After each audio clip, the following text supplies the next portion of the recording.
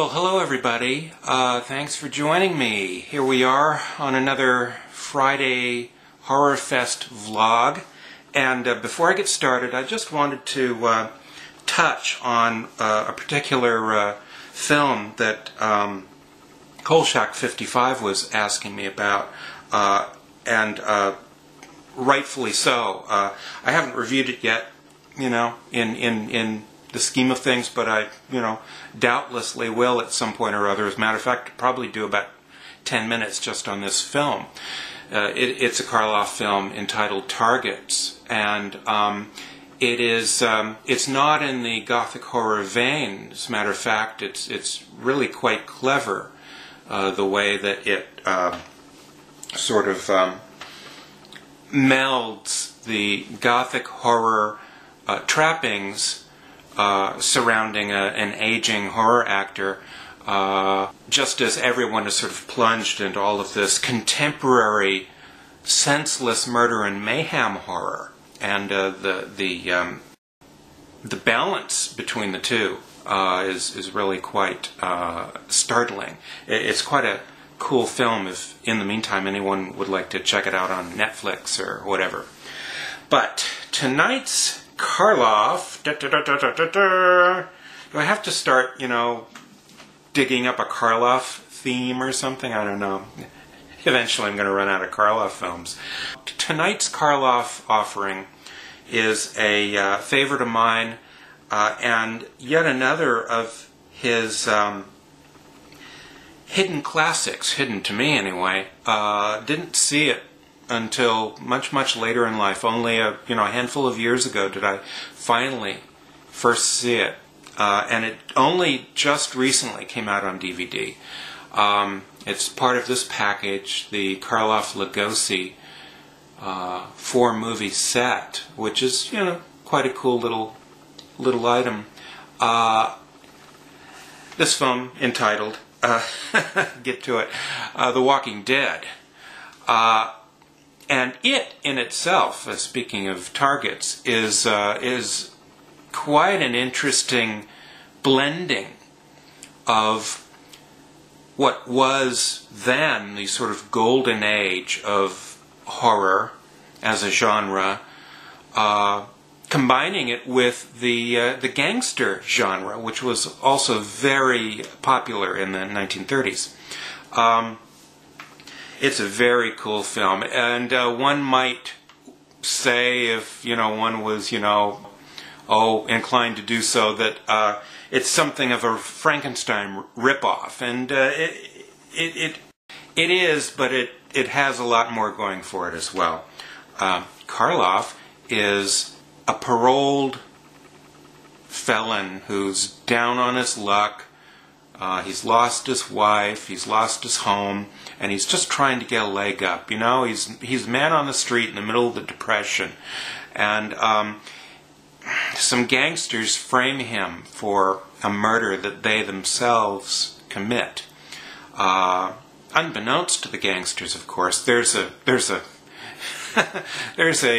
ingenious doctor who's sort of in his spare time fumbling about, experimenting with bringing things back to life. And once Karloff is executed for the crime and then is proven innocent, they actually bring his corpse to this doctor, and they bring him back to life, hoping to be able to get from him all of the vast mysteries from behind the veil. What is death like? What was his experience, and all this kind of thing. And well, it operates on a lot of different levels. But probably most important to us here this evening, it's a great role for Karloff, who utilizes his really ingenious talents for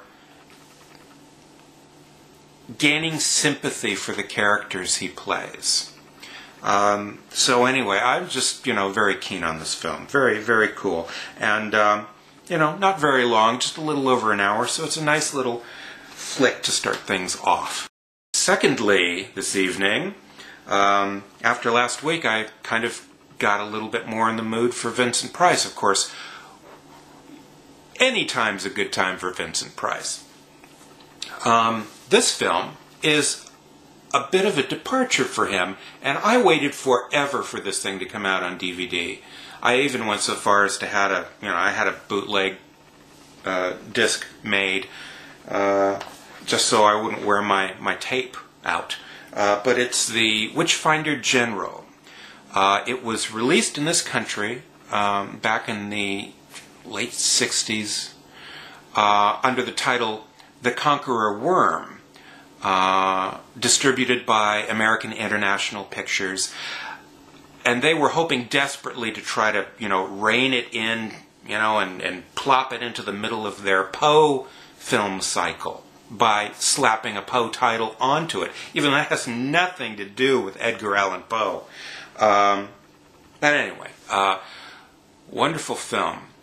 Wonderful, grim, dramatic turn for Vincent Price, who, legend has it, had his hands full with the director. The director was, in his early 20s, and he had actually wanted Donald Pleasence to play the role of this,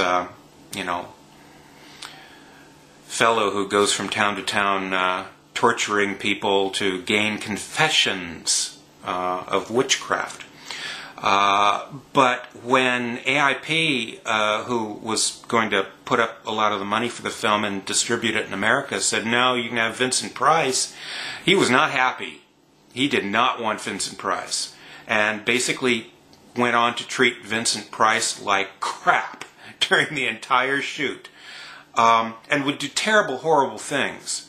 Because the director had thought that, Price was sort of cliche in his acting by that time in his life. And he wanted a really steely, heartless villain. And every time Price would say something a certain way or whatever, he says, he'd cut, don't do that. And Price would, he's being interrupted in his work, and he's going, don't do what? And the guy said, well, don't do that. And then he said, well, don't do what? And he said, well, you just don't do that. Don't do that when, it's horrible directing style.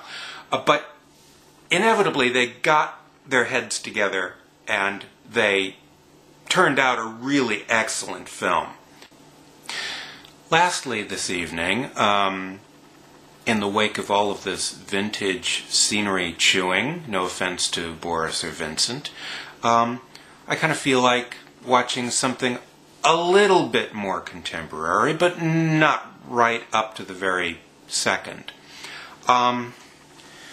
It's, kind of a guilty pleasure of mine. It's called From Hell, and it stars Johnny Depp. Also features Heather Graham in an amazing supporting role. She's just splendid. And in essence, it's the story of Johnny Depp on the trail of Jack the Ripper. And I could tell you a lot about this film, but I mean, we how many Jack the Ripper movies have we seen over the years, huh? And how many Johnny Depp movies have we seen over the years? Well, I hesitate to say anything about this. I'm really not supposed to, you see, but, in our younger years, Blue Flamingo and we not only used to stunt double for Johnny Depp, but we would also double for some of his acting scenes. I mean, when we were younger, we cut quite a figure. We were pretty good looking, in those days, and good looking enough to save Johnny's ass a couple times, because I don't want to say anything really, but Johnny drinks. Well, he used to drink a lot. Well, we used to drink a lot too, but nowhere near as much as Johnny. As a matter of fact, Johnny used to steal mine and Adrian's drinks so that we would be sober enough to go on for him. And, we did a lot of work in those years. I kind of specialized in the Secret Window Johnny Depp, and Adrian kind of specialized in the Sleepy Hollow Johnny Depp. But in any case, we got the job done. I just don't tell anybody, okay? It's our secret. Mum's the word.